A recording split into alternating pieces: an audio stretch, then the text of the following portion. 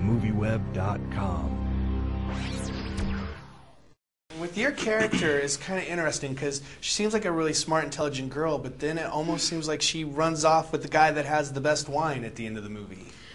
Oh wow! I've just been lampooned at the start of this interview. No, I don't think that's indicative of her being unsmart in any way or unintelligent. I don't. Well, no, that's that what I'm not saying that. It just seemed like she's just, Yeah, no, I think she's an incredibly intelligent girl. No, but I think she's also very free-spirited and incredibly vital and sort of a lover of life. I think the attraction, obviously there's a love triangle in the movie, and I think that the attraction that she has with Gustavo is one based on impulse and appreciation of his wine and of his passion.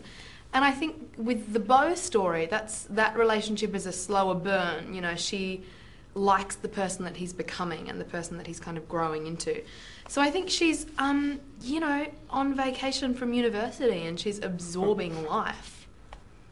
Does that answer your question? It does, but I was going to say, well, how did you feel about the relationship in the film? Because it almost seems like you got a little bit gypped because... I thought it was really cool Trust me, he didn't get gypped. Well, in the long run, I thought it was really interesting that the, sidekick gets the girl, but then in the end she runs off with the main... But it depends how you interpret it. I never thought that with Chris Pine's character, I didn't see him and I as having slept together at that moment. I felt like I'd really kind of rewarded him for growing up and becoming a man and going to the wine tasting and giving him a kiss and saying, I really appreciate you. And at the end they leap into each other's arms because I think she's so happy for the trajectory that he's on. Whereas you were just sexy. We just, where do you go with that? See, in the future that's going to lead to problems because he's still sexy and he's going to pop up with his wine and no shirt on, and then Bottle all of a Shock sudden 2. on my motorcycle. Bottle Shock 2, Gustavo's love child. Yeah. Gustavo's love child. Yeah. Well, for you, it must have been movie, a little bit harder than what the other people had to go through because you had to learn how to make the red wine and the white wine as opposed to everybody else was sort of focusing on just the white wine. That's right, because I was making my own wine, which, Gustavo Brambilla is a real person, and I got to meet him and hang out with him before we started the film, and that's pretty much what happened in real life. He was making his own wine and got fired. So he had a lot to do back then in terms of making all that wine. He sure did. He did. Well, did he take you aside and sort of take you through the vineyards and show you how to work the grapes and how to make sure? No, we just sat down and talked about that time. What happened during that era. A lot of our meeting was just I wanted to hear the way he spoke and watch him move and get his mannerisms down and all that. But no, he didn't take me around. No, I thought it was interesting that Bill Pullman, with his character, sort of doesn't really look too many people in the eye. And It's such a great performance from Bill. He's really wonderful. Awesome, I think. But I'm just wondering, as an actor, I don't know if you experienced it too much, but there's a scene where he fires you and he doesn't look at you hardly at all. And I'm wondering, usually between actors there's usually some eye contact. I'm wondering how that was acting against that.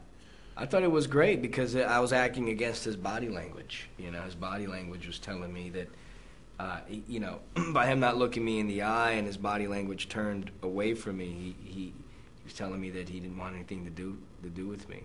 And that angered me even more because I guess that character was almost like a father figure to him, and he had turned away from me.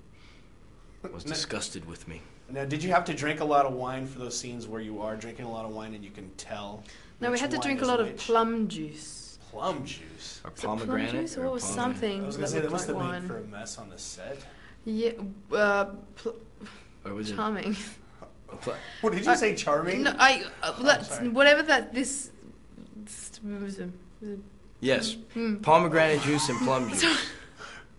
Sorry, no. We didn't actually drink wine on the set. Okay, I didn't mean to be rude by that. No. I thought it was fun. I know exactly what you meant, but I just was. I get it. You associated plum with mess. Yes, I did too. I'm on the same wavelength as you, but I don't need to talk about that on camera. Okay, well, I apologize. Jeez. No, I'm sorry. I'm sorry. No, he didn't mean mess as in mess. He meant mess as in mess. No, I agree. I think it's not rude. It's not a rude joke, but I just suddenly went self-censor. This is not an interesting interview subject. Move on. They'll cut around it anyway. So actually, it kind of is, because I mean, I'm sure it'll be. If you have the whole cast drinking plum juice, but never mind. Anyways, so you guys were shooting this in the middle of like tourist season. I mean, how difficult was that to get like all the crew in there and you guys out?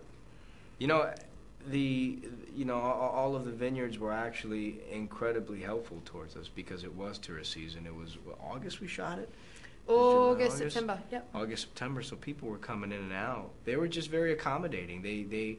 Everyone in that area was very aware of the story, and I think they were appreciative that we're making a movie about it. I mean, Napa is the other character in this movie. Absolutely. I mean, not only is it aesthetically beautiful. I mean, the people up there are very special, and they have a very, a very relaxed and great sort of accommodating and very gracious human beings. So they're a part of our movie as much as we're a part of their movie. You know. Yeah. Bottle shock.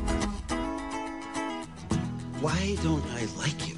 Because you think I'm an ass, and I'm not really. I'm just British, and well, you're not.